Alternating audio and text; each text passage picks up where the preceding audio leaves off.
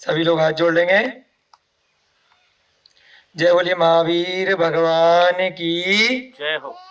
अनंत अनंत सिद्ध परमेष्टि भगवानों की जय हो। आचार्य भगवान श्री मद भट्टारक शुभ चंद्र जी महाराज की जय हो। श्री पांडव पुराण नामक ग्रंथ की जय हो। महाभारत के प्रेरणादायी प्रसंग की जय हो। युधिष्ठिर भीम अर्जुन इत्यादि सभी मोक्षगामी महापुरुषों की जय हो। इस ग्रंथ के अनुवाद करता पंडित नंदलाल जी जैन विशारद जी की जय हो। इस युग के प्रथमाचार्य श्री चारित्र चक्रवर्ती आचार्य भगवान श्री शांति सागर जी महान मुनिराज की जय हो। आचार्य भगवान श्री विमल सागर जी महाराज की जय हो। आचार्य भगवान श्री विद्यानंद जी महाराज की जय हो। आचार्य भगवान श्री श्रुत सागर जी महाराज की जय हो। आचार्य भगवान श्री प्रमुख सागर जी महाराज की जय हो। मुनि श्री प्रणम्य सागर जी महाराज की जय हो। मुनि श्री विहर्ष सागर जी महाराज की जय हो। मुनि श्री हनुमान सागर जी महाराज की जय हो। आरिका माता जी श्री चैतन्यमती माता जी की जय हो। सभी ज्ञानदानम गुरुकुल के छात्र छात्रागण नन्हे मुन्ने बालक बालिकाएं अध्यापक अध्यापिकाएं सभी स्वयंसेवी संस्थानम अवेदानम के सभी बंधुजन सभी श्रावक श्रेष्ठीजन एवं अन्य सभी वीडियो के माध्यम से भी श्रवण कर रहे भव्यजन सभी को सादर जय जिनेन्द्र जयदु जड़ंदो। बंधुओं, आज एक बार पुनः हम सभी लोग प्रातःकालीन रविवार की वेला में सुनपुरा ग्राम गौतम बुद्ध नगर में अपने पुण्य योग से एकत्रित हुए हैं। श्री पांडव पुराण का स्वाध्याय करने के हमारे मनीष भैया जी बहुत दिनों बाद आए हैं, उनका स्वागत है। आज लाल किले पर भी जिन धर्म की प्रभावना के लिए तीर्थों के संरक्षण के लिए शिखर जी जैसे शाश्वत तीर्थ को बचाने के लिए एक बहुत बड़े रैली का भी आयोजन किया गया है। मुनि श्री विहर सागर महाराज जी के द्वारा वहां पर जिन दीक्षाएं भी प्रदान की जा रही है। आगरा के डॉक्टर साहब हैं तो वो दीक्षा ले रहे हैं आज, दिगंबर दीक्षा। जैसे आप लोग स्वाध्याय कर रहे हैं ऐसे उन्होंने भी किया होगा। इतने बड़े डॉक्टर होते हुए भी पीएचडी और बहुत अच्छा व्यवसाय उनका कपड़े का, तो कल हमें पता चला। हमारे पिताश्री के जानकार हैं, तो वो दीक्षा ले रहे हैं आज लाल किले पर, जैन दीक्षा। तो जब वैराग्य किसको आ जाए कब आ जाए ऐसे ही सुनते सुनते कुछ नहीं कहा जाता है। बड़े बड़े लोग अच्छे अच्छे उद्योगपति सब कुछ घर बार छोड़ करके दीक्षा ले लेते हैं। उसका कारण होता है स्वयं का आत्मनिरीक्षण, मनन चिंतन। स्वाध्याय तो बहुत लोग करते हैं, प्रवचन भी बहुत सुनते हैं, मंदिरों में पूजा उपासना व्रत बहुत सारे लोग कुछ न कुछ किसी न किसी प्रकार से करते रहते हैं जीवन भर। परंतु जैसे कल भी आपको बताया था कि तीनों चीजों का सम्मिश्रण अति आवश्यक है। सम्यक दर्शन भी जरूरी है, सम्यक ज्ञान भी जरूरी है, और एक न एक दिन सम्यक चारित्र भी ग्रहण करना पड़ेगा, वो भी जरूरी है। तो जब जिसका निमित्त बन जाए, जब जिसका पुण्य कर्म का उदय आ जाए भाग्य उदय से, वह इस पंचम काल में भी इस नर पर्याय को सफल बना लेता है। तो ऐसे उस लाल किले पर संस्था की ओर से बहुत सारे लोग पहुंच चुके हैं। रास्ते में थे, अभी थोड़ी देर पहले बात हुई थी तो। और कुछ लोग आपकी स्वाध्याय की कक्षा के बाद यहाँ से 5-7 लोग और जाने वाले हैं। तो आप सभी वहाँ पर ऐसी दीक्षा की वेला को देख करके और शिखर जी को बचाने के लिए जो आंदोलन चल रहा है उसमें सम्मिलित होकर के पुण्य का आश्रव करें, कर्मों की निर्जरा करें, ऐसी हमारी मंगल भावना है। श्री पांडव पुराण में भी ऐसा ही कुछ प्रसंग चल रहा है, इसीलिए यहाँ पर आपको बताया कि वहां पर भी पांडु जी इतने बड़े राजा हैं और उनको भी इसी प्रकार से कुछ वैराग्य हो गया है। कहाँ तो इतना बड़ा अपराध करके आए हैं कि एक मूक पशु की अनजाने में मनोरंजन ही मान लीजिए, आकुलता व्याकुलता में तीर कमान चला करके वध कर डाला है, हिरण की हत्या कर दी है, केवल क्षणिक सुख के लिए कि अच्छा लगेगा, देखते हैं कैसा होता है, इसको मारेंगे तीर तो देखते हैं भाई कैसा आनंद आता है। तो इसी आनंद में ही बहुत सारे लोग संसार में वर्तमान में भटक रहे हैं, बहुत सारे पशु गति के जीव भी, बहुत सारे मनुष्य के जीव भी। ऐसा ही कुछ आनंद की अनुभूति करने के लिए पांडु जी ने उस मूक हिरण की हत्या कर दी है। जंगल में गए थे माद्री के साथ, परंतु ये क्या निरपराध एक हिरण को मार डाला। और यहाँ उसके बाद जब उनको आत्मबोध हुआ कि मैंने क्या कर दिया, तो जंगल में भटकने लगे कि मुझसे ये क्या हो गया। आकाशवाणी ने उसे समझा दिया कि तूने ठीक नहीं किया, राजा होकर तुमने अच्छा कार्य, उचित कार्य नहीं किया है। कभी दुख आता है तो कभी सुख आता है, न दुख कभी सदा रहने वाला है, ना ही सुख कभी सदा रहने वाला है। रात के बाद दिन आता है, दिन के बाद रात आती है, ना हमेशा कभी दिन रहेगा, ना हमेशा कभी रात बनी रहेगी। ऐसे ही उस दुख की घड़ी में, उस चिंतन की घड़ी में उसको सुव्रत नाम के मुनि महाराज के उसी वन में दर्शन हो जाते हैं। मुनि महाराज अवधि ज्ञानी है, रिद्धिधारी है, दिगंबर पर्याय में है। जब उस भटके हुए मनुष्य को, पांडु को वहां पर देखते हैं तो आशीर्वाद स्वरूप उस पांडु महाराज को मुनि व्रत, अणुव्रतों का बोध कराते हैं। पहले से ही वह परेशान था, चिंतित था, दर दर की ठोकरें खा रहा था, उसको समझ नहीं आ रहा था कि क्या करूं। बचपन से लेकर अब तक सारी उम्र जो उसने ग्रंथों का स्वाध्याय किया था, जो भी धर्म की बातें सुनी थी, पढ़ी थी, वो सब उसको याद आ रही थी। संसार के स्वरूप का उसको स्वयं से भी बोध धीरे धीरे हो रहा था। और उस पर ठप्पा किसने लगा दिया? सुव्रत नाम के मुनि महाराज ने। उसको धर्म का बोध कराया, मुनिचर्या के बारे में बताया, संसार चक्र से निकलने का समीचीन मार्ग बताया, और उसके बाद अंत में ऑप्शन नहीं दिया। अपने अवधि ज्ञान से जान करके साफ साफ सत्य घटना बता दी कि बेटा तेरी उम्र मात्र 13 दिन शेष बची है, अब चॉइस इज योर्स। आपके ऊपर ऑप्शन है, निर्णय आपको करना है। अनादिकाल से संसार में भटक रहे हो, कुछ अच्छा काम किया होगा तो राजा बन गए, हस्तिनापुर के व्यास जी के पुत्र बन गए, लेकिन वह पुण्य भी एक न एक दिन समाप्त होगा। घड़े में भरा हुआ जल है, क्या हमेशा भरा हुआ रहेगा? अगर कोई नहीं भी निकालेगा तो धीरे धीरे करके वह सूख ही जाएगा, सड़ जाएगा, बेकार हो जाएगा। कोई निकाल लेगा तो जल्दी खत्म हो जाएगा। ऐसी ही आयु है, किसी भी पर्याय में, किसी भी गति में मिली हो, हमेशा सदा रहने वाली नहीं है। किसी को बुढ़ापा धीरे धीरे आता है तब मृत्यु हो जाती है, किसी को कोई रोग जल्दी आ जाता है तब मृत्यु हो जाती है, किसी को पता ही नहीं चलता है, परंतु धीरे धीरे बहुत तेजी से आयु बढ़ जाती है।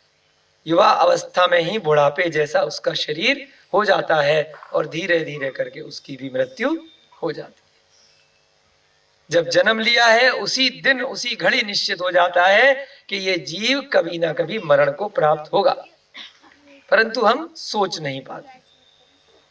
इतना आनंद मनाते हैं किसी जीव के जन्म के समय, और मृत्यु के समय कितना ही शोक मनाते हैं, बराबर कर लेते हैं।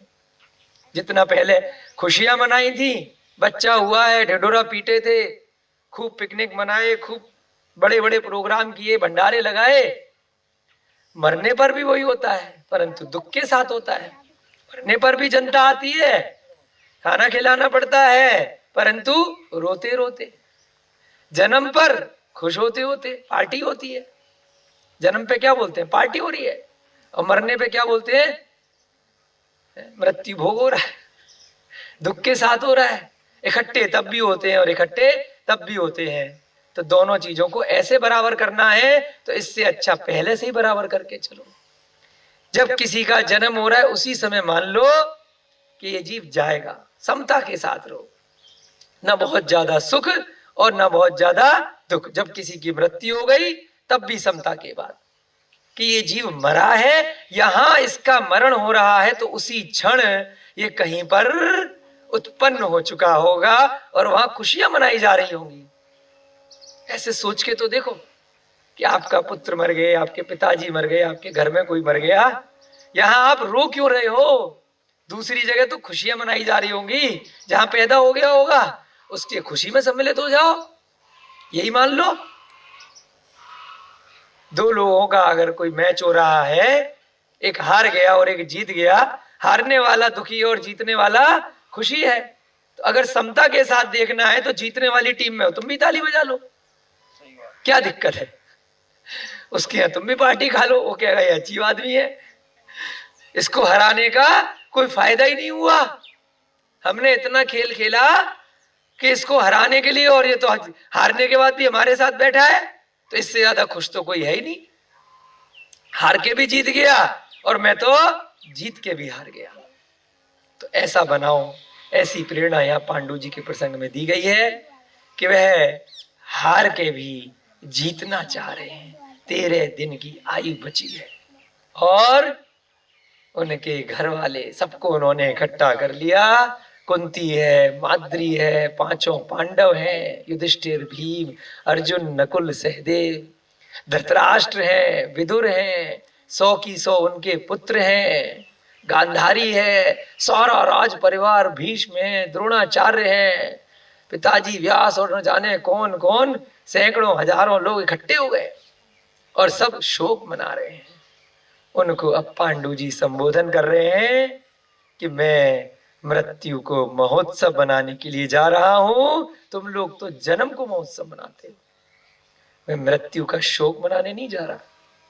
मैंने निश्चय कर लिया है कि मैं निर्ग्रंथ दीक्षा लूंगा आज, और अगर तुम उसमें सहयोगी बनोगे तो अच्छा है, नहीं बनोगे तो कर्मों का आश्रय करोगे, यहां पर भी असाता होगा और भविष्य में भी उसके दुख से बहुत दुख मिलेंगे उस असाता वेदनी कर्म के कारण। कुंती और माद्री शोक के कारण बेहोश हो जाती हैं। उसके बाद उनका उपचार करके वहां पर पांडु जी अपनी दोनों पत्नियों को संबोधन कर रहे हैं और साथ साथ पूरे राजमहल के सभी बड़े छोटे सभी लोगों को संबोधित कर रहे हैं कि संसार का चक्र कैसा है। क्या पैदा होते समय तुम्हें पता नहीं था कि मेरा कभी मरण होगा? मैं तो अपने जन्म को, इस मानव पर्याय को सफल बनाने के लिए जा रहा हूं। यदि आप भी इसमें सहयोगी बनेंगे तो बहुत अच्छी बात है, हमारे साथ चल सकते हैं। इस प्रकार से वह पांडु जी अपने पूरे परिवार को संबोधन कर रहे हैं और समझा रहे हैं कि किस प्रकार से ये जीवन पानी के बुलबुले के समान है, एक बूंद के समान है। जैसे कि घास के ऊपर जो सुबह ओस की बूंद होती है वह कितनी देर तक के लिए होती है? चिरस्थायी, थोड़ी देर के लिए, नश्वर है। ये ऐसे ही ये शरीर बार बार हमें मिलता है। शाश्वत सुख तो केवल मोक्ष सुख में ही है। और मैं समीचीन मार्ग में, मैं सम्यक मार्ग में मैं आगे पथ प्रदर्शक बन के मैं आगे जाना चाहता हूँ, उस पर बढ़ना चाहता हूँ, उस मार्ग पर। तो मुझे रोक करके, इस प्रकार की व्याकुलता करके, शोक मना करके मेरे मार्ग में बाधक मत बनिए। इस प्रकार से बहुत अच्छे से उन्होंने संबोधन किया। कल हमने देखा किस प्रकार से वैराग्य की घड़ी होती है, वहां पर रोते हुए भी लोग मुस्कुराने लग जाते हैं। केवल एक चिंतन के माध्यम से, एक संबोधन के माध्यम से सारी की सारी दशा सब परिवर्तित हो जाती है। यदि जो व्यक्ति दीक्षा की ओर जा रहा है वह अच्छे से अपने मार्ग को समझा पाए। हाँ, लाल किले पर भी आप जाकर के देखेंगे, दीक्षा का प्रोग्राम थोड़ी देर में शुरू होने वाला होगा। वहां पर भी हजारों लोग एकत्रित होकर के हर्ष मना रहे हैं। कोई रो नहीं रहा है एक भी व्यक्ति कि ये जीव दीक्षा ले रहा है तो हाय रोए रोए, न परिवार वाले रो रहे। उनके भैया जी हैं जो राकेश जी पर्दे वाले, आगरा के, पूरी बसें लेकर के आ रहे हैं, आगरा से 4-5 बसें भर करके कि मेरा भाई दीक्षा ले रहा। फोन आया हमारे पास रात को, बसें भर भर के आ रही हैं कि कितना महोत्सव हो रहा है। कोई रोने पीटने नहीं आ रहा है कि घर छोड़ करके जा रहा है तो शोक मनाए। अब हमारे परिवार का क्या होगा, बच्चों का क्या होगा, कौन खिलाएगा, कौन खाना बनाएगा, कौन पैसा कमा करके लेके आएगा। तो जो समझदार होता है वो उस प्रकार से करता है, और जो अज्ञानी होता है वह दुखी होता है। एक माता पिता के अगर बच्चे अगर दीक्षा ले ले तो ये बहुत अच्छी बात होती है, अगर वो मोहनीय कर्म से थोड़ा सा फिरकते हैं। और कोई बच्चे के लिए अगर उसकी माता पिता दीक्षा ले लें तो उसके लिए बहुत अच्छी बात होती है, अगर बच्चा ठीक से समझता है कि ये क्यों ऐसा कार्य कर रहे हैं। इस प्रकार से यहाँ पर प्रेरणा दी जा रही है। अनादि काल से ये नियम चला आ रहा है, अनंत काल तक चलता रहेगा। संसार समुद्र से पार निकलना है तो जब वो चीज छूट जाए उससे पहले स्वयं अपने हाथों से छोड़ दोगे तो दुख दर्द ना आपको होगा, न उस वस्तु को, न उन लोगों को होगा जिनको आप छोड़ करके जा रहे हो। और जब छूट जाएगी, मर जाओगे, सारा सामान यहीं रह जाएगा, सारी संपत्ति, सारा घर परिवार, तब उन्हें भी दुख होगा और आपको भी दुख होगा।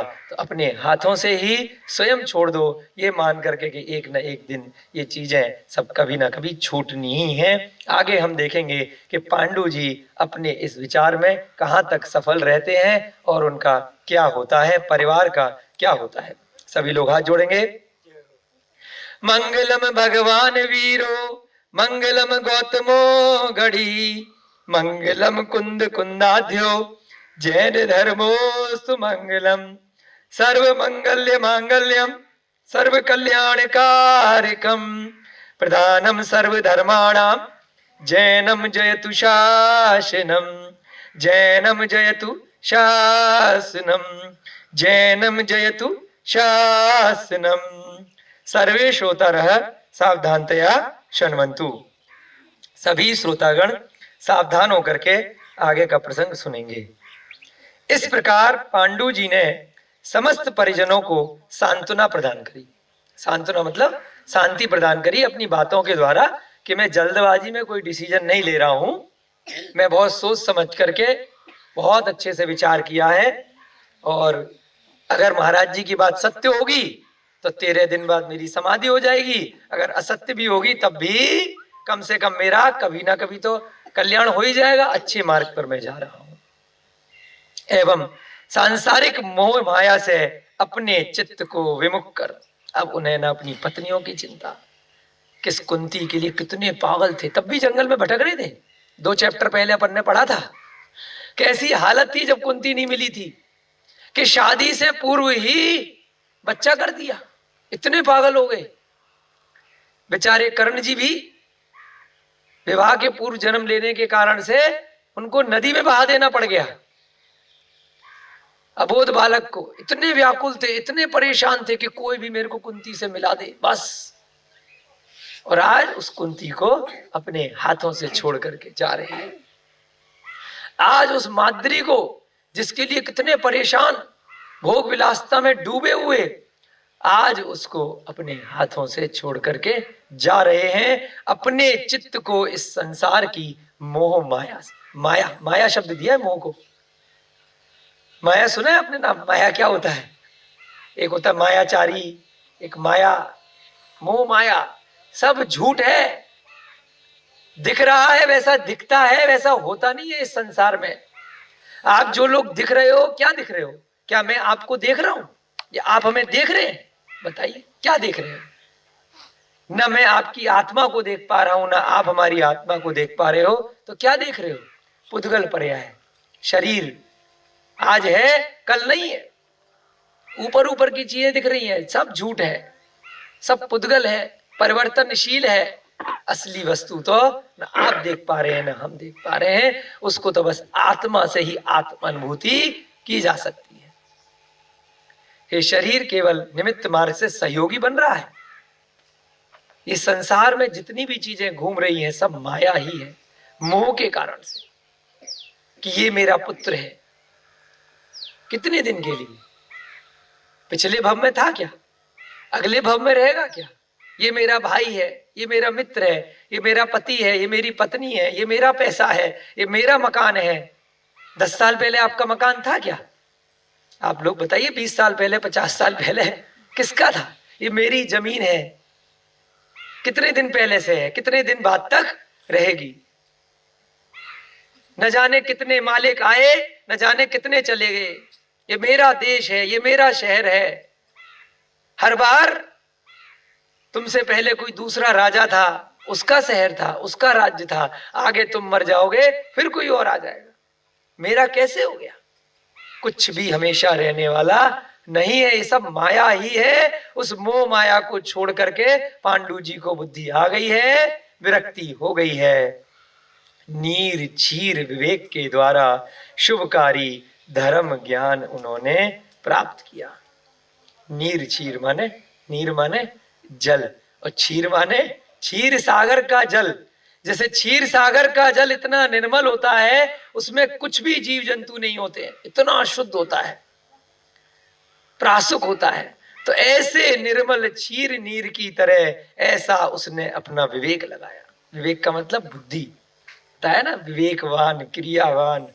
सही गलत क्या है, उस पे कोई भी ऊपर से पर्दा नहीं होना चाहिए, कोई गंदगी नहीं होनी चाहिए, बिल्कुल नीट एंड क्लीन। ऐसा सही सही विवेक लगाया कि मुझे मेरी आत्मा का कल्याण करने के लिए क्या कार्य करना है। और उन्होंने फिर उसके बाद शुभकारी धर्म ज्ञान प्राप्त किया। धर्माचरण में उसकी स्वाभाविक प्रवृत्ति जागृत हो गई। अब बहुत तीव्र वैराग्य हो गया, अब अंदर से प्रवृत्ति हो गई धर्म के आचरण के लिए।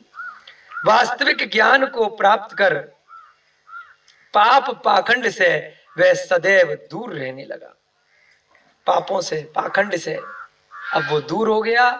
उसने जो जानवर को मारा था वो पाखंडी तो था, मनोरंजन के लिए, इस संसार के सुख के लिए कि अच्छा लगेगा, देखते हैं, मर जाता है तो। भक्ति भाव से पांडु जी ने जिनेंद्र भगवान की स्तुति करी। बड़ी तैयारी से जा रहा दीक्षा लेने, ऐसे ही नहीं चल दिए, कपड़े उतारे, फेंके और भाग लिए। सिस्टम। अब मान लीजिए कि उसकी दीक्षा हो रही है तो सिस्टम से जा रहा है। सबसे पहले उसके यहाँ जो मंदिर था वहां बहुत अच्छे से उसने भगवान की प्रार्थना करी, जिनेंद्र भगवान की स्तुति करी, अरिहंत भगवान के मंदिर में उनकी प्रार्थना करी एवं अर्चना की तथा भक्ति पूर्ण नृत्य गान इत्यादि उत्सव भी संपन्न कराया।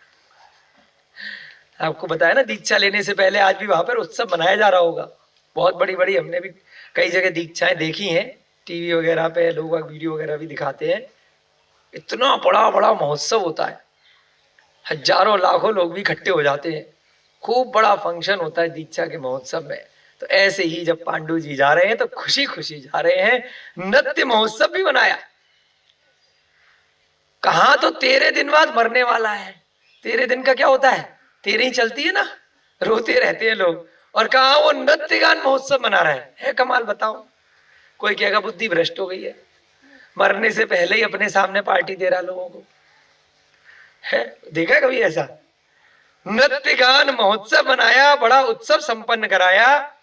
फिर साधर्मी जनों को 4 प्रकार का दान दिया। अपने हाथों से, आपको बोला ना, छोड़ करके चले जाओ, दान दे करके चले जाओ। जो उसके पास संपत्ति थी, जो उसके अपने हिस्से में आई थी, उसको उसने क्या किया? कौन कौन से बोलो? अभयदान, ज्ञान दान और औषध दान, आहार दान। यही 4 दान है। इन्हीं में ही आपको अपने जो भी आपकी संपत्ति है उसी को दान करना चाहिए। यहाँ पर भी संस्था अपनी इसी प्रकार से काम कर रही है। तो पांडु जी ने भी 4 प्रकार से अपने हाथों से अपनी संपत्ति को दान कर दिया। बच्चों के हिस्से का बच्चों को, बाकी जो बचा आहार दान में मुनि महाराजों के लिए निकाल दिया, श्रावकों के लिए, उत्तम मध्यम जघन्य की श्रेणी से। अभय दान में जीव जंतुओं की रक्षा के लिए। ज्ञान दान में जो भी उसको गुरुकुल वगैरह खुलवाने होंगे, भाई मेरे नाम से, मेरे पैसे से ये गुरुकुल चलाए जाए, शास्त्र ज्ञान दिया जाए, स्वाध्याय की शिक्षा दी जाए। औषध दान में औषधियां दी जाए। इस प्रकार से अपनी सारी संपत्ति को, जिससे टेंशन नहीं रहे, कि मेरे पैसे का ये हुआ, वो सब दान कर दिया। दीन दुखियों के कष्टों को दूर किया, जो भी परेशान है, रोगी हैं, दीन दुखी हैं, उन सबको कष्टों को दूर करने के लिए पैसा दे दिया, या जिस भी प्रकार से उसको दान करना था। एवं अंत में भव भेदन मोक्ष प्राप्ति के निमित्त प्रस्तुत हो गया। अब इसलिए दीक्षा नहीं ले रहा, बहुत ध्यान देने योग्य बात है कि भाई मुझे तो मरना है तेरे दिन बाद, चलो ऐसे ही मर जाएंगे। किसी इच्छा से दीक्षा नहीं ले रहा है। अगर कोई इच्छा हो गई सांसारिक तो दीक्षा बेकार हो जाएगी है? किस इच्छा से ले रहा है? मोक्ष प्राप्ति के लिए, कि मुझे मोक्ष प्राप्ति की इच्छा कथनचित इच्छा है, कथनचित नहीं है, क्योंकि उसमें सांसारिक इच्छाएं नहीं है। वह तो शाश्वत सुख है, आत्मा अजर अमर हो जाती है, शरीर से अलग, कर्मों से अलग, हमेशा हमेशा के लिए एक स्थान पर सिद्धिशिला में स्थिर हो जाती है। वहां किसी भी प्रकार का सांसारिक विषय वासनाओं का, इंद्रियों का सुख नहीं है। तो मोक्ष सुख के लिए अगर कोई उपक्रम किया जाता है, कोई प्रयत्न किया जाता है, तो ये नहीं कहना चाहिए कि ये भी एक इच्छा हो गई, क्योंकि वह तो मोक्ष सुख के लिए जब आप कार्य करेंगे तो सारी इच्छाओं से रहित होकर के करेंगे। तो इसीलिए मोक्ष प्राप्ति के लिए, संसार चक्र से निकलने के लिए यदि जिन दीक्षा ग्रहण की जाती है तो उसमें कोई बुराई नहीं है। सांसारिक सुख सुविधाओं के लिए मैं स्वर्ग चला जाऊं, मैं देवी देवता बन जाऊं, मैं ज्योतिष बन जाऊं, भवनवासी बन जाऊं, भूत बन जाऊं, इसको परेशान करूं, या मुझे ये मिल जाए, मैं राजा का बेटा बन जाऊं, राजा बन जाऊं, इस लड़की से मेरी इस जन्म में शादी नहीं हुई, मैं दीक्षा ले लूं, अगले जन्म में मिल जाए।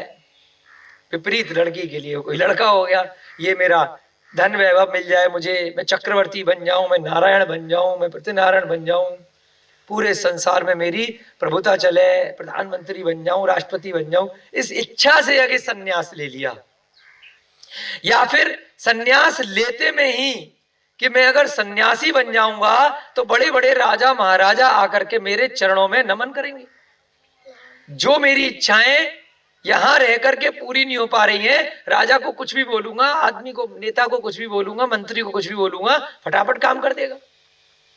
यहां पर एक फ्लैट नहीं बना पा रहा, एक मकान नहीं बना पा रहा, वहां मैं बड़ा आश्रम बना लूंगा, सन्यास लेने के बाद बहुत बड़ा आदमी बन जाऊंगा, बहुत पैसा हो जाएगा और कोई टेंशन भी नहीं है।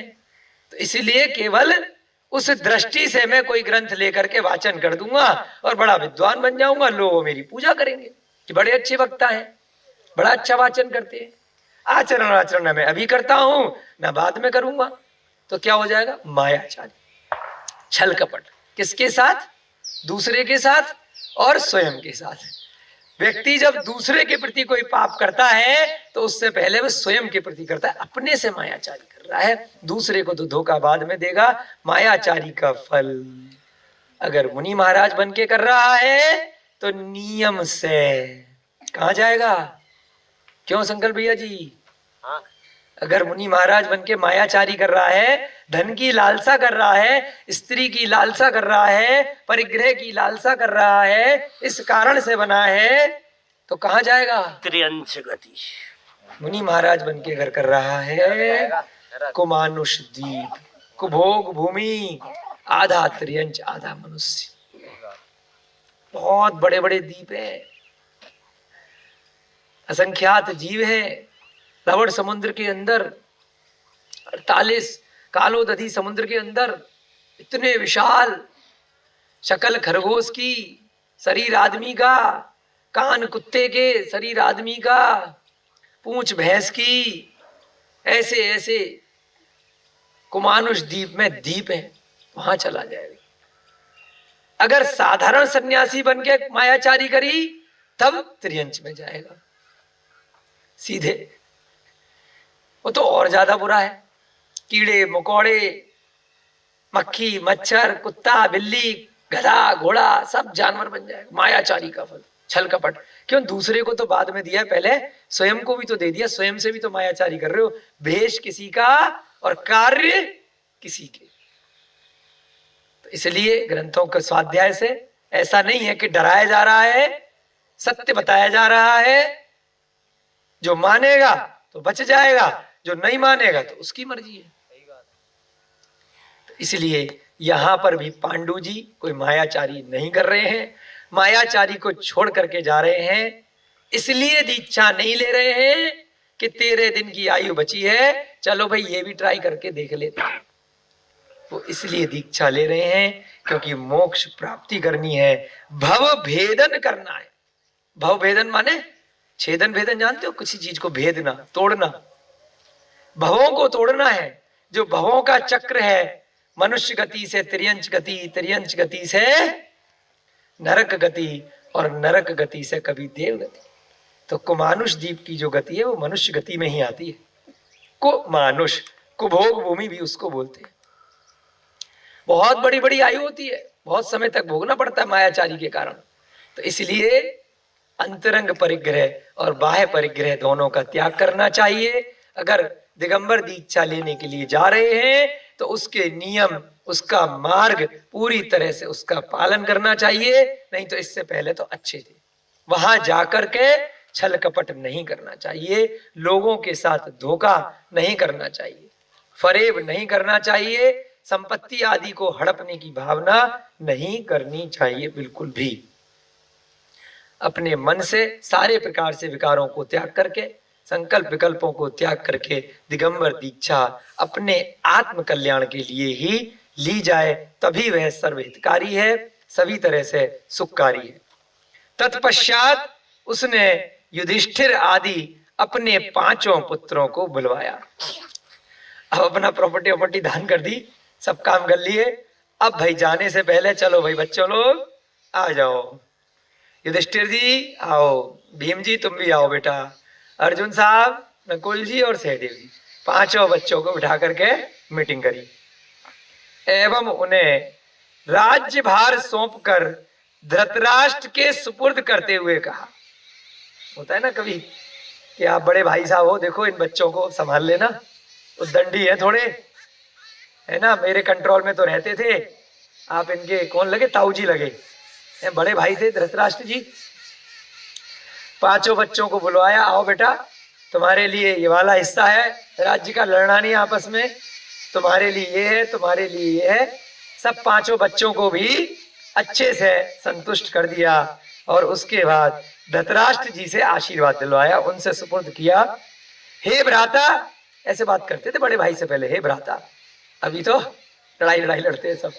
हे भ्राता, अब मेरे इन 5 पुत्रों को भी अपने 100 पुत्रों के सदृश समझकर इनका भी लालन पालन करना। अभी तक तो आपके 100 पुत्र थे, अब आपके 105 बच्चे हो गए हैं, 5 जोड़ लिए जाए। आप इनका लालन पालन अच्छी तरह से करना, अपने पुत्र समझ के।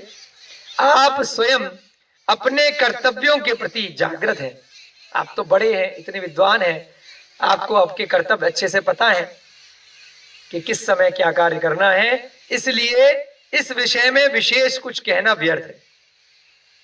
अब हम ज्यादा कुछ नहीं कह सकते इस बारे में, क्योंकि आप तो पहले से ही बहुत विद्वान हैं, क्योंकि अब आप ही कुरुकुल के रक्षक हैं। पहले हम तीनों भाई मिलकर कर रहे थे, आप हो गए, विदुर जी हो गए और हम हो गए। इससे पहले व्यास जी कर रहे थे, पहले शांतनु थे, है ना, भीष्म थे, बहुत सारे लोग औरों ने किया, पाराशर थे। अब चैन में हम लोग इस कुरुकुल के रक्षक हैं, कुरुवंश के। अब हम जा रहे हैं तो हमारे वाले हिस्से को भी आपको ही देखना है। अंत में कुंती को भी संतानों के भविष्य के निमित्त उचित निर्देश देकर पांडु सांसारिक भोगों से एकदम उदासीन होकर परलोक साधन के लिए सन्नद्ध हो गए। कुंती को भी संबोधन कर दिया कि बच्चों का ध्यान रखना, उनको भी उपदेश दिया। और सांसारिक भोगों से अब उनको बिल्कुल बुरी तरह से वैराग्य हो चुका है। उस राजमहल में, उस पत्नी में, उन बच्चों में, उन भाई में उनको कुछ भी सुख दिखाई नहीं दे रहा है। अब वो दुख की घड़ी में भी कितने सुखी हैं, ये वो जीव वही जानता है। या कभी आपका कभी ऐसा निमित्त मिला हो, कोई ऐसे वैराग्य को धारण करने जा रहा हो, अगर आपकी उससे मुलाकात बातचीत हो, तब आपको पता चलेगा कि कितना सुख अनुभव करता है, क्योंकि अब उसको किसी से कुछ लेना देना नहीं होता। लोग कह रहे हैं कि मरने वाला है 13 दिन बाद। अगर किसी को बता दिया जाए तेरे को कैंसर है, बताते ही आधा अटैक पड़ जाता है। कैंसर से पहले वो अटैक से मर जाता है। अपने साथ हुआ ना, वो अंकुर भैया जी के पिताजी थे, उनको बता दिया कैंसर है, इतना कुछ था भी नहीं, खुद ही बाइक पे आए बढ़िया से। जब तक नहीं बताई 2 दिन तक तो बढ़िया घूम रहे थे, जैसी बताई तो अटैक गए। तो अटैक से मर जाता आदमी बीमारी के, कि मैं तो मरने वाला हूं, कल मरूंगा तो आज मर जाऊं। बहुत सारे लोग कोरोना के अटैक से मर गए। किसी को बोल दिया कोरोना है, अरे भाई बुखार है जरा सा अच्छा खासा, खुद ही आए हो, अटैक से मर गए। एक बताया वहां इंदिरापुरम में टेस्ट किया एक सोसाइटी में, तेरे को कोरोना है, अच्छा खासा, खुद ही लाइन में 2 घंटे लगकर टेस्ट करा रहा है, वहीं गिर गया। जैसी बोला तेरे को कोरोना है, वहीं गिर गया, खत्म, खेल खत्म। तो ऐसे इसको बता दिया गया है कि 13 दिन बाद तेरी मृत्यु है। क्या मरा क्या? कितना शांत परिणामों से। इसलिए सारे वर्तमान जगत के अपने अनुभव से उदाहरण बता देते हैं कि आपके जीवन में भी ऐसे बहुत सारे उदाहरण रहते होंगे। तो आपको कभी भी ऐसी घटना हो जाए तो दुखी नहीं होना है, उसमें और खुश मनाना है, खुशी होना है कि चलो अब इतना दिन रह गया, पता चल गई है, तो अब धर्म कार्य में लग जाए। अब तक तो नहीं लगे, अब लग जाए, अब अच्छे कार्य कर लें, जो प्रॉपर्टी है, जो पैसा है, सब उसका निपटारा कर दें और कहीं अपने अपने जो भी धर्म समीचीन मार्ग जो जिसको मानता है उसके अनुरूप अच्छे से अपना उस मृत्यु को महोत्सव बनाने के लिए आगे बढ़ जाए। कि खुशी खुशी जाएंगे, क्यों रो पीट करके जाएं। तो अच्छे से सुनोगे इन चीजों को, अच्छे से अपने जीवन में अमल करोगे। सांसारिक लोगों को देखोगे तो जैसे वो करते हुए आ रहे हैं वैसे ही करोगे। हाय ये बीमार पड़ गया, हाय ये बीमार पड़ गए, रो रहे हैं, पीट रहे हैं, क्या होगा उससे? ठीक हो जाएगा क्या रोने से? कुछ नहीं होता है। समता भाव के साथ सामंजस्य बिठा करके उसका उपचार करो उस बीमारी का। नहीं होता है तो आगे बढ़ो धर्म के मार्ग पे। यहाँ पर भी कितने अच्छे से तरीके से सिस्टम से पांडु जी जा रहे हैं, उससे हमें सीखना है कि अगर किसी के वैराग्य के भाव होते हैं तो वह अंदर से स्वयं कितना खुश होता है, कितना सुखी होता है। ये दूसरा जीव नहीं जान पाएगा कि उसको अंदर से कितनी प्रसन्नता होती है। उसके घर परिवार वाले, उसके रिश्तेदार खूब ड्रामा करते हैं, खूब रोते हैं, नौटंकी करते हैं, लेकिन वह जीव यदि दृढ़ निश्चित है तो वह अपने मार्ग में अपने कल्याण के लिए आगे बढ़ता है। जो ज्यादा अगर ड्रामा करते हैं तो उनको संबोधन करता है, और उसके बाद भी वह नहीं मानते हैं तो अपने मार्ग पे आगे बढ़ता है। और अगर मान जाते हैं तो बहुत अच्छी बात है कि वह शांत परिणामों से घर परिवार वाले उसके मार्ग में बाधक नहीं बनते बल्कि सहयोगी बनते हैं। तो यहां पर भी पांडु जी अपनी पत्नी को कुंती को समझा रहे हैं और आगे परलोक साधन के लिए सन्नद्ध हो गए। युधिष्ठिर के सदृश नीतिज्ञ व्यक्ति भी मोह के वशीभूत होकर उस वक्त विलाप करने लगा। बताओ, युधिष्ठिर भी बड़े हो चुके हैं, 5 बच्चे, ऐसा नहीं है कि छोटे छोटे पवन जैसे छोटे छोटे बच्चे हो, खूब बड़े बड़े हो गए। युधिष्ठिर शुरू में ही हो गए थे, उसके बाद तो 100 पांडव पैदा हुए हैं, और आपको बताया था कि 100 साल तो मिनिमम लग गए होंगे। एक ही उससे हुए गांधारी से, एक बार में एक एक करके ही हुए। कोई जुड़वा का उल्लेख नहीं आया कि एक साथ हो गए बहुत सारे। तो 100 वर्ष तो सीधे सीधे हो गए होंगे, और बीच में 2-4 साल का गैप भी अगर रहा होगा तो आपको बताया 200-400-500 साल हो चुके होंगे। तो युधिष्ठिर भी अच्छे खासे युवा हैं, सैकड़ों वर्ष की उनकी भी उम्र है, और उनको भी खूब गुरुकुल में द्रोणाचार्य भीष्म सबने खूब पढ़ाया है, खूब ग्रंथों के स्वाध्यायी हैं। और फिर भी मोह ऐसी खतरनाक चीज है कि इतने विद्वान होकर भी, नीतिज्ञ होकर भी मोह के वशीभूत होकर युधिष्ठिर भी रोने लग गए, विलाप करने लगे। तब अपने ज्येष्ठ एवं योग्यतम पुत्र युवराज युधिष्ठिर को राज्य का श्रेष्ठतम अधिकारी समझकर पांडु जी ने उसे विस्तार पूर्वक राज्य कार्य संबंधी उचित नीति एवं उपाय का उपदेश दिया। जब तक पिताजी कपड़े की दुकान पे बैठ रहे होते हैं, बच्चा बस देख रहा होता है, पिताजी ने बोल दिया ये करना है, वो करना है, ये करना है, वो देख रहा होता है कई साल तक। और जिस दिन झटके से पिताजी कह देते अब नहीं बैठूंगा, अब तू संभालेगा, या झटके से पिताजी चले गए ऊपर, स्वर्गवास हो गया, तो फिर बेटा धीरे धीरे सीखता है और जब पिताजी को पता है कि मैं कल से रिटायरमेंट ले रहा हूं, तो वो धीरे धीरे उस बच्चे को सिखाते हैं कि बेटा देखो, इस तरह का ग्राहक आएगा, ऐसे बात करनी है, इस तरह का आएगा तो ये करनी है, माल ऐसे करना है, ऐसे करना है, ऐसे खरीदना है, सारी चीजें पिताजी सिखाते हैं। तो ऐसे ही बहुत सालों तक युधिष्ठिर को सिखाई गई होंगी। अब अंत समय में अंतिम उपदेश दे रहे हैं कि कैसे नीति युक्त होकर के, कैसे धर्मपरायण होकर के, कैसे न्याय के साथ में आपको राज्य चलाना है। प्रजा को आपको एक उपभोग की वस्तु समझना है या फिर प्रजा को अपने परिवार की तरह समझना है। प्रजा को ऊपर कष्ट दे करके राज्य प्राप्त करना है या प्रजा के ऊपर आपको सहयोग करके उनके कष्टों का निवारण करके आपको राज्य चलाना है। अब ये सारी नीति धर्मपरायण राजा पांडु जी अपने बच्चे युधिष्ठिर को सिखा रहे हैं और उसको सारी की सारी उचित नीति और उपाय का उपदेश दिया कि कैसे आपको राज्य आगे चलाना है। पांडु जी ने अपने परिवार के सभी सदस्यों से क्षमा मांगी। उत्तम क्षमा, हमसे कोई गलती हो गई हो, जाने में अनजाने में कृत कारित अनुमोदना से, तो हमें क्षमा करें। सारे की सारे लोग हम आपको परेशान करके जा रहे हैं और पहले भी हमने आपको कभी कोई परेशान किया हो तो उसके लिए क्षमा याचना करी। एवं समस्त परिग्रह का परित्याग करने के उपरांत गृह त्याग कर वन प्रांतर की ओर गमन किया। वहीं पर सारा परिग्रह, सब सांसारिक भोग, सब वस्त्र, जितने भी उसने आभूषण इत्यादि वहीं छोड़े और वहां से वन की ओर निकल गया। वह संयमशील पांडु गंगा नदी के तट पर आया। तो गंगा नदी तक पहुंच गए, पास में हस्तिनापुर के पास। एवं उसी पावन शांत प्रदेश में मुनि दीक्षा ग्रहण कर स्थिर चित्त होकर आत्म ध्यान में लीन हो गया।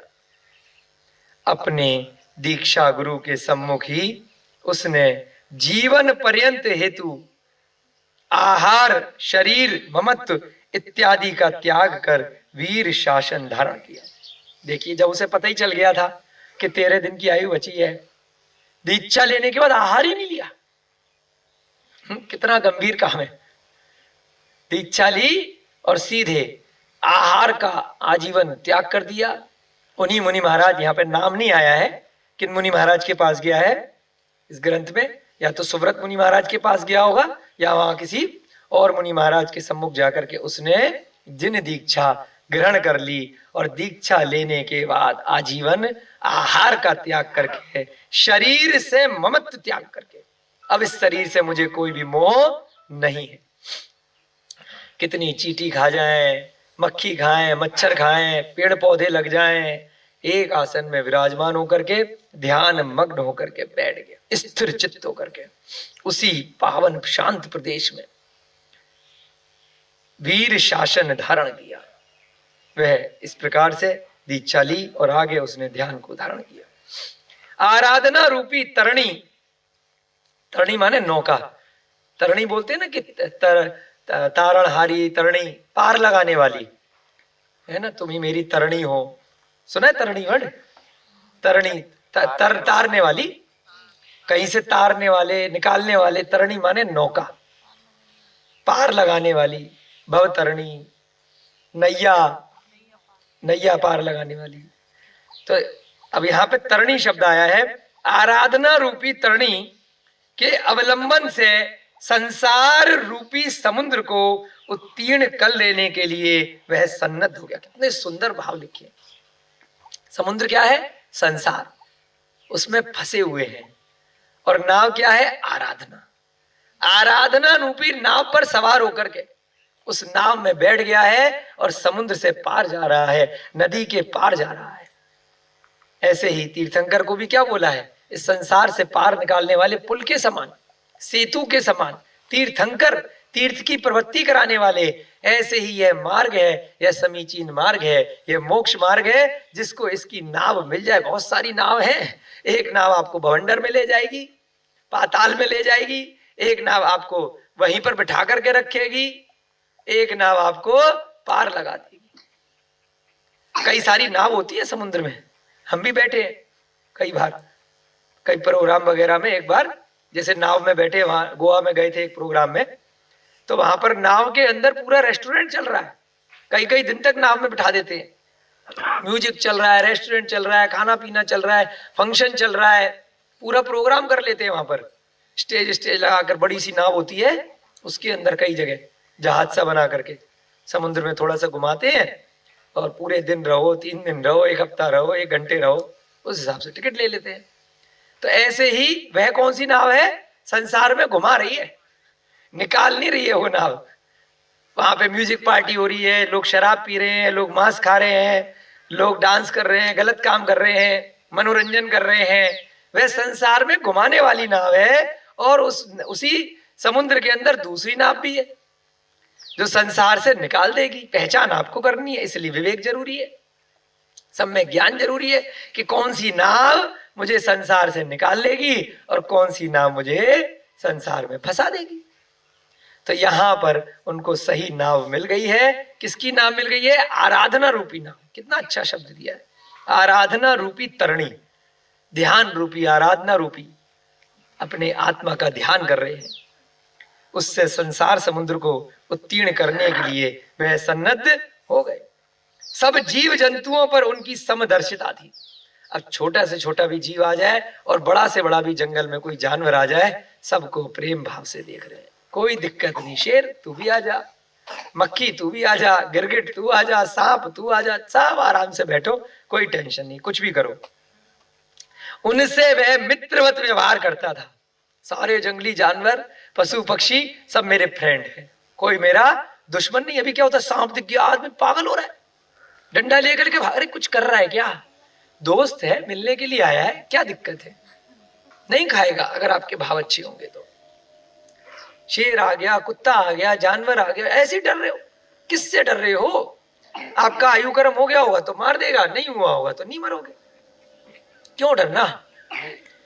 किसी से भी बैर नहीं करना चाहिए, चाहे उसने आपका मरण ही क्यों नहीं किया हो, आपका हिंसा ही क्यों नहीं करी हो, आपका वध ही क्यों नहीं कर दिया हो, फिर भी उससे बैर नहीं करेंगे। बैर करेंगे तो अगले जन्म में फिर चक्र घूमेगा। तो यहाँ पर भी पांडु जी सारे जंगली जानवरों से मित्रवत व्यवहार करते थे। गुड़ी जनों के आगमन पर उनका हृदय आनंदोल्लास से उद्वेलित हो उठता था। अब भाई इतने बड़े राजा आए हैं तो परिवार के लोग ऐसी थोड़ी छोड़ देंगे, दर्शन करने के लिए तो आएंगे। अब मुनि महाराज के रूप में दर्शन करेंगे, भाई वो अपने ध्यान में बैठे हैं, कभी कभी बीच में ध्यान खुलता भी होगा, दर्शन करते होंगे, लोग उपदेश सुनते होंगे महाराज जी के। तो अगर कोई गुड़ी जन आ गए दर्शन करने के लिए, मिलने के लिए, तो दुखी नहीं हो रहे, हृदय आनंद से, उल्लास से उद्वेलित होता था कि चलो ये धर्मपरायण लोग आए हैं, इनको आशीर्वाद है, इनको धर्म का उपदेश है, ये भी अपने अपने जन्म को सफल बनाने के लिए आगे इस मार्ग पे बढ़े, ऐसा उनको उपदेश देते थे। और विपरीत आचरण करने वालों के प्रति भी वह उदासीन अथवा मध्यस्थ सा व्यवहार करते थे। कोई गाली दे रहा है आकर के, अरे तूने धोखा दे दिया, तूने मेरे को हराया था उस राज्य में, तुझे ध्यान है, अब तू नग्न घूम रहा है यहाँ पर, अब तुझे मारूंगा। डंडे से मार रहे हैं, पत्थर मार रहे हैं, हर तरह के लोग होते हैं, पानी डाल दिया, धक्का मार दिया, अपशब्द बोल दिए, तो उनके साथ क्या कर रहे हैं? मध्यस्थ व्यवहार। तब भी मुस्कुरा रहे, कर ले भाई, अपने कर्म खराब कर ले, मेरा क्या गया है, मेरा तो कुछ गया नहीं, बाद में तुझे भी कभी अकल आएगी। जो मैंने तेरे साथ किया, माफी तो मांग ली, क्षमा मांग ली अब सबसे, अब नहीं क्षमा कर रहे हो तो हम क्या करें? तो विपरीत आचरण करने वाले भी मुनि महाराज के मार्ग में बहुत आते हैं, है ना। बहुत सारे लोग विरोध करते हैं, बहुत सारे लोग उल्टा सीधा बोलते हैं। एक वो सेना चल रही है ना, नाम भूल जाते हैं, जो मुनि महाराजों को मार देती है, अनूप सेना। तो मुनि महाराज कोई विरोध नहीं कर रहे उसका, लेकिन हाँ गलत काम कर रही है एक अनूप सेना। जो भी दिगंबर मुनि महाराज हैं, जो भी श्वेतांबर भी हैं, साधु साध्वी हैं, उनको भड़काना, मतलब पब्लिक को भड़का कर उनको मरवाना, एक्सीडेंट करना, तो चल रहा है। सरकार ने भी बैन लगाया है, लेकिन फिर भी नहीं कर पा रही है कुछ भी, कि गलत काम हो रहा है। कई राज्यों में हाईवे पे जो भी विहार करते हुए मुनि महाराज जाते हैं, ट्रक ले जाकर के पीछे से उनको मार देते हैं और फिर पब्लिक को भड़का देते हैं कि ये राक्षस हैं, दैत्य हैं, ये जो है तांत्रिक करते हैं, ये गलत काम करने वाले मुनि महाराज हैं, इसलिए इनको मार रहे हैं। तो इस प्रकार से भड़का डाला है। कई साहित्य उन्होंने निकाल दिए गलत चीज के लिए। अब भाई ठीक है, उनके कर्म उनके साथ, लेकिन मुनि महाराज उनके साथ फिर भी द्वेष नहीं कर रहे, बैर नहीं कर रहे। तभी तो मुनि महाराज है, तभी तो चारित्र का पालन करने वाले हैं, क्रोध नहीं कर रहे। जो जैसा करेगा वैसा भरेगा।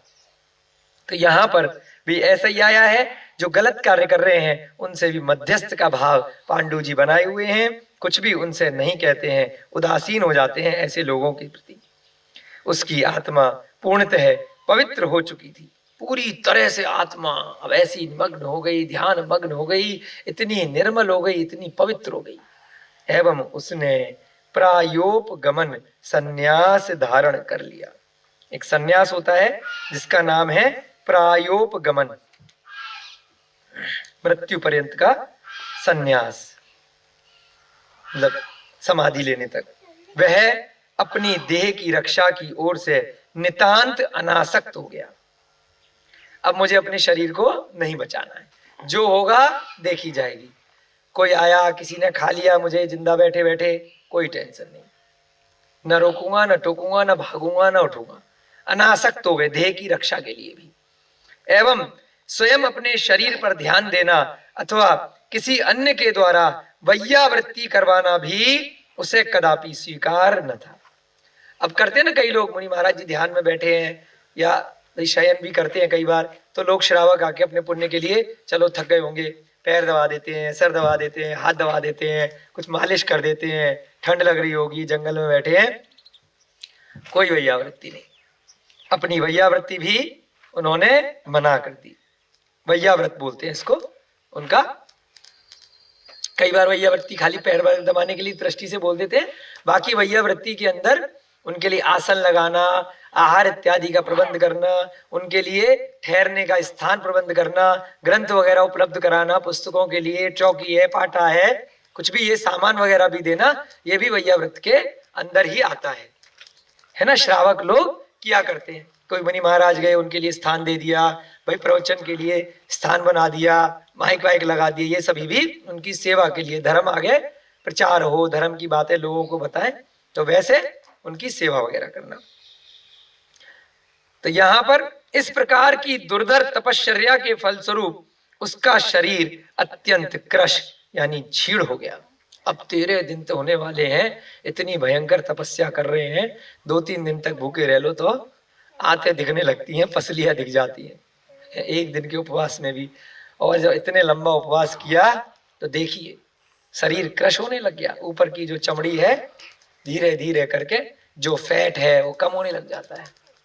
आचार्य शांति सागर महाराज ने 35-36 दिन तक की संलेखना ली थी, मृत्यु पर्यंत, धीरे धीरे करके। इतनी उनकी तगड़ी बॉडी थी फिर भी, है ना। और यहाँ पर 13 दिन के लिए तो शरीर क्या हो गया, क्रश हो गया, धीरे धीरे करके, धीरे धीरे करके। जब आत्मा शरीर को छोड़ती है तो बहुत दुख होता है उस समय, अगर कषाय रहती है। और अगर कोई चीज धीरे धीरे छोड़े तो दुख नहीं होता है। आप इसको उदाहरण से समझ सकते हैं। कोई आपने अपने हाथ पे कहीं पर कोई टेप वगैरह कोई ऐसी चीज लगाई और अचानक से उसको खींच दिया, कभी हुआ ऐसा? कोई बैंडेज वगैरह लगाया कहीं पर जहाँ बाल वगैरह है, कभी करा है किसी ने ऐसा? अचानक से बैंडेज खींच दिया, टेप खींचा, दर्द होता है ना बहुत ज्यादा। किस किस को हुआ है कभी? हाथ खड़ा करो। सभी को काफी होता है, एकदम खींच देते हैं तो। और अगर उसको धीरे धीरे निकाला या उस पर तेल लगा दिया तो उसकी चिपकन कम हो जाती है, तो दर्द होगा क्या, पता भी नहीं चलेगा। आहिस्ता आहिस्ता से हटा तब भी और हटा तब भी, दोनों प्रकरण में वो बैंडेज हटी, वो टेप हटाई गई, परंतु एक में गंभीर दर्द हुआ और एक में दर्द नहीं हुआ। ऐसे ही आत्मा और शरीर एकम एक होकर रहते हैं। जब कषाय के निमित्त होकर के, कर्मों के वशीभूत होकर के बहुत बुरी तरह चिपके हुए रहते हैं, तो झटके से जब हटता है बहुत भयानक दर्द होता है, बहुत तीव्र दर्द होता है, तीव्र कष्ट होता है। और अगर वह धीरे धीरे हटते हैं पहले से प्रयास करते हुए हटते हैं तो इतना स्मूथली, इतना शांति के साथ में कब आत्मा शरीर को छोड़ करके चली जाती है और दूसरे शरीर में प्रवेश कर लेती है या मोक्ष चली जाती है, पता भी नहीं चलता, बिल्कुल कष्ट नहीं होता। तो इसीलिए जब भी मुनि महाराज समाधि मरण करते हैं तो चारों प्रकार से कुछ समय पहले आहार जल का त्याग कर देते हैं। जब शरीर में आहार जल इत्यादि नहीं पहुंचते हैं तो वो धीरे धीरे करके शरीर शिथिल पड़ने लगता है। जो बाहरी आवरण है औदारिक शरीर का, उस आत्मा और कर्म से थोड़ा दूर हटने लगता है।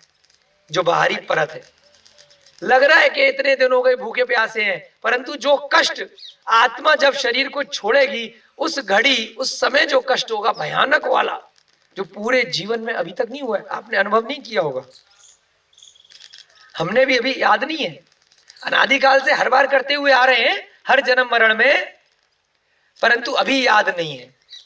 तो पूरे जीवन में कितने भी गंभीर से गंभीर रोगों में जितना कष्ट नहीं होता है, जब ये आत्मा उस शरीर का खटाक छोड़ती है एक झटके में, एक समय में, तब भयानक कष्ट होता है उस पल।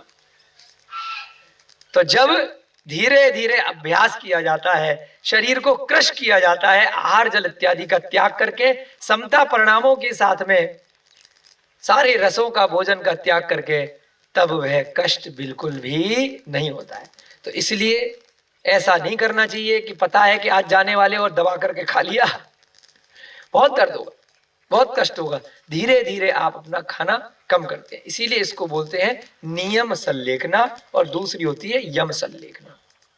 नियम संलेखना, हम साथ में बैठे आचार्य विद्यानंद मुनि के, लास्ट के 5 दिन तक रहे थे उनकी संलेखना के समय, और बहुत आना जाना था दिल्ली में। 12 साल की संलेखना ली थी उन्होंने, नियम संलेखना।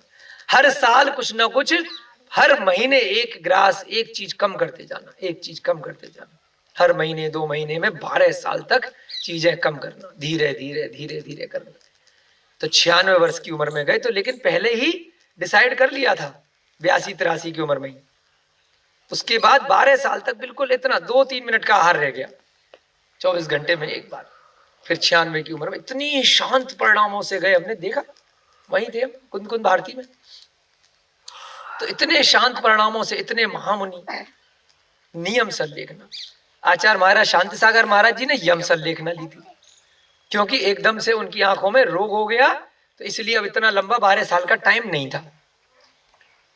एकदम युवा थे, 75 साल के, बिल्कुल फिट, एकदम तगड़े, कितना भी किलोमीटर विहार करा लो, परंतु आंखों के दोष के कारण से उन्होंने यम संलेखना ले ली कि भाई अब हमेशा के लिए अब सारा त्याग, क्योंकि अब हमारी ईर्या समिति का पालन नहीं हो पाएगा, ईश्वरा समिति का पालन नहीं हो पाएगा। आहार इत्यादि में, चलने फिरने में कोई जीव इत्यादि आ गए, धीरे धीरे शायद आंखों का रोग बढ़ सकता है।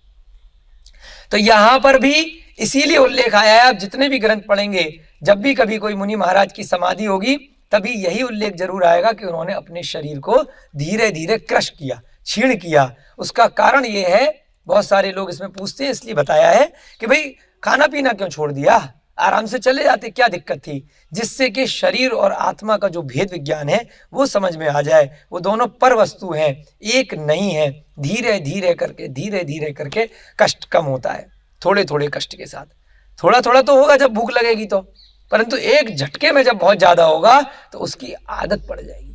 इसीलिए धीरे धीरे करके श्रावक के व्रत लिए जाते हैं। 11 प्रतिमाओं तक एक एक करके नियमों को बढ़ाया जाता है, जिससे उसकी आदत पड़ जाए। उसके बाद कहा जाता है फिर मुनि महाराज बनो, अगर आपके पास समय है तो। अगर समय नहीं है तो सीधे बन सकते हो, समय है तो प्रतिमा व्रत लो, धीरे धीरे करके आगे नियमों को बढ़ाओ। पहले खाली रात्रि भोजन का त्याग करो, फिर उसके बाद बाहर के भक्ष्यों का भी त्याग करो। कुछ कुछ धीरे धीरे करके नियम लेने चाहिए। एकदम से सारे नियम लेने से दिक्कत आ जाती है। किंतु अपनी किसी प्रतिज्ञा अथवा आचार विचार में उसने किसी भी प्रकार का शैथिल्य नहीं आने दिया। शरीर क्रश हो रहा है पांडु जी का, भोजन इतने दिन से नहीं मिला है, परंतु जो क्रिया है, आचार विचार है, जो संतुलन है उनके मन में, जो आत्म ध्यान में उनकी प्रवृत्ति है, जो मोक्ष मार्ग पर आगे बढ़ने के लिए वे दृढ़ संकल्पित हैं, उसमें बिल्कुल भी शैथिल्य यानी कि शिथिलता नहीं आई, डावाडोल स्थिति नहीं आई कि नियम लिया था आज का उपवास करेंगे, शाम को भूख लग गई तो चलो खा लेते हैं। ऐसा काम नहीं किया, गड़बड़ घोटाला नहीं किया। पंच परमेष्ठी का सदा ध्यान करते रहने से उसका हृदय उत्तमोत्तम भावों से पूर्ण हो गया था। हमेशा पंच परमेष्ठी, कौन कौन से पंच परमेष्ठी? अरिहंत, सिद्ध, आचार्य, उपाध्याय और मुनि यानी सर्व साधु, इन पांचों परमेष्ठियों का वो हमेशा ध्यान करता रहता था। इससे उसका भाव बहुत उत्तमोत्तम होता चला गया। प्रचंड साधना के फलस्वरूप उसके शरीर में केवल मात्र अस्थि, अस्थि माने हड्डी, चरम, चरम माने चमड़ा ही अवशिष्ट रह गया था। इतनी जबरदस्त साधना करी उन पांडु जी ने कि अब क्या रह गया? बताया ना, पसलियां दिखने लग जाती है ना। ऊपर का शरीर सारा फैट कम हो जाता है। मोटापा कम करना हो तो जाके डॉक्टर को पैसे देने की जरूरत नहीं है, जिम में पैसे देने की जरूरत नहीं है। पहले पैसा खर्च करके मोटापा लिया था, तो अब पैसा बचा करके मोटापा कम कर लो। 2-3 दिन का उपवास कर लो, हफ्ते में एक उपवास कर लो, गारंटी से आपका वजन कम हो जाएगा, एनर्जी बढ़ जाएगी, रोग दूर हो जाएंगे। इसीलिए शास्त्रों में आया प्रोष्ठ उपवास, अष्टमी चतुर्दशी को उपवास करो, 15 दिन में 2 उपवास करो। अपनी शक्ति क्षमता के अनुसार जो निर्जल कर सकता है निर्जल करे, जो एकासन कर सकता है एकासन करे, जो फल के साथ कर सकता है फल के साथ करे, कुछ तो छोड़ो। इस प्रकार से धीरे धीरे करके अभ्यास किया जाता है। अब उसके शरीर में केवल हड्डी रह गई और चमड़ी ऊपर ऊपर की रह गई। अंदर का सारा जो वसा था, जो फैट था, वो सारा की सारा चला गया। धीरे धीरे करके पांडु जी इतना गंभीर घोर तप उस वन में बैठ करके आत्म कल्याण के लिए कर रहे हैं। इस तप के माध्यम से हमें सीखना है, वह अपने ऊपर अत्याचार नहीं कर रहे हैं, कोई आत्महत्या नहीं कर रहे हैं, वह आत्म साधना कर रहे हैं, वह संलेखना ले रहे हैं, वह समाधि मरण कर रहे हैं, वह संथारा को ग्रहण कर रहे हैं। इसमें बहुत सुख मिलता है, आत्महत्या में घोर दुख मिलता है। वो कषाय के साथ की जाती है, यह समाधि कषाय से रहित होकर की जाती है। दोनों विपरीत हैं, मृत्यु दोनों में है। एक में मरण में शोक मनाया जाता है, एक में मरण में महोत्सव मनाया जाता है। दोनों बिल्कुल विपरीत हैं। तो बहुत सारे लोग कहते हैं कि मरण से पहले दीक्षा दिलवा दी, ये तो सुसाइड करना हो गया, हम तो बचा सकते थे, हॉस्पिटल ले जा सकते थे, बहुत सारा बड़ा बड़ा इलाज कर सकते थे, और 2-4 साल खींच लेते, 2-4 महीना खींच लेते, किडनी चेंज करा देते, ये चेंज करा देते, वो चेंज करा देते। वो सब बेकार की बातें हैं। अगर आप धार्मिक प्रवृत्ति के हैं, अगर आपने स्वाध्याय से कुछ भी सीखा है, घर परिवार में अगर किसी की मृत्यु होने वाली है, उसको कहीं मंदिर में ले जाओ, महाराज जी के पास में ले जाओ, उसको धर्म सुनाओ, आप खुद सुनाओ, स्वाध्याय कराओ, अच्छी बातें बताओ, उसको त्याग करवाओ, ना कि उसको हॉस्पिटल में ले जाकर, कोमा में ले जाकर के, वेंटिलेटर पे ले जाकर के मार डालो। वहां पर कषायों के साथ ही मरेगा और यहाँ पे कषायों से रहित होकर के मरेगा। आपके स्वाध्याय का समय हो रहा है। आप लोगों को बहुत बहुत बहुत बहुत पुण्य की आपको अनुमोदना। आप लोग आज रामलीला ग्राउंड लाल किले पे पहुंचे, जितने भी लोग जा सकते हैं सभी लोगों से निवेदन है, और वहाँ दीक्षा का महामहोत्सव और शिखर जी के लिए जो आंदोलन है उसमें अपनी यथा योग्य सम्मिलित होकर के अपनी भावनाओं को बढ़ाएं।